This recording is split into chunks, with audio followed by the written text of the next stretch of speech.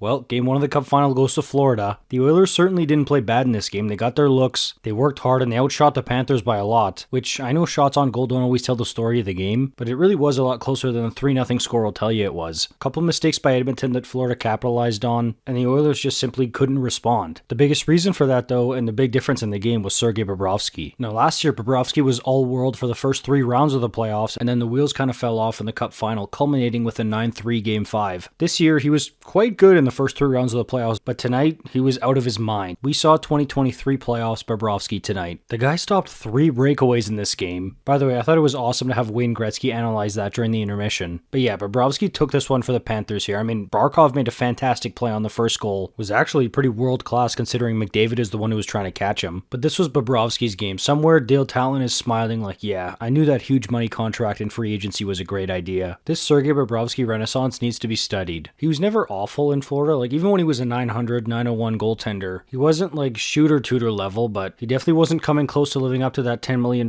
contract either. And he had flashes where it was like, oh, okay, the elite Sergei Bobrovsky is still in there somewhere. He just needs to make an appearance more often, be more consistent, and that's what he's done. Now, if there's one thing I know about goalies at the NHL level, it's that they're incredibly unpredictable. Pretty much everybody will deny it now because hindsight is 2020, but remember when a large portion of the Habs fan base wanted to keep Yaroslav Halak over Carey Price in 2010? Goalies are extremely difficult to predict and project, so honestly, I won't be surprised at all if even after saying all this, Bobrovsky lets in like 6 goals next game, but that was an elite performance by a guy who's one of the biggest reasons why the Panthers are in 2 straight Cup finals here, and if he can keep playing even just close to what he did tonight, that spells major trouble for the Oilers because he was beyond locked in. It was very 2023 playoff Bobrovsky-esque, but also the athleticism on certain saves reminded me of prime Blue Jackets Bobrovsky as well. You know, the guy who's finishing seasons with save percentages above 920, sometimes even above 930. Extremely unfortunate for the Oilers that he made an appearance in the net tonight. Like I said though, the Oilers clean up a couple of mistakes defensively, they bear down on their finish and have a bit more puck luck offensively. Things could definitely turn around pretty quickly. This was the Bobrovsky game though. He put on an absolute goaltending clinic. I'm not a goalie, I don't even play one on TV, but I can certainly appreciate when a guy puts on a show like that, especially on a big stage like this. It's all because of Mike McDaniel. He fired Bobrovsky up like crazy. Give me your thoughts on game 1 in the comments. Oiler fans, I know this one stings. The deserve to win meter is probably heavily in the Oilers' favor tonight, but all you can do is move forward now and hope for a bounce back in game 2. And on the Florida side of things, like I said, say a big thank you to Dale Talon and the Florida Weather and Taxes for getting Bobrovsky. Please subscribe if you're new. Thanks so much for watching.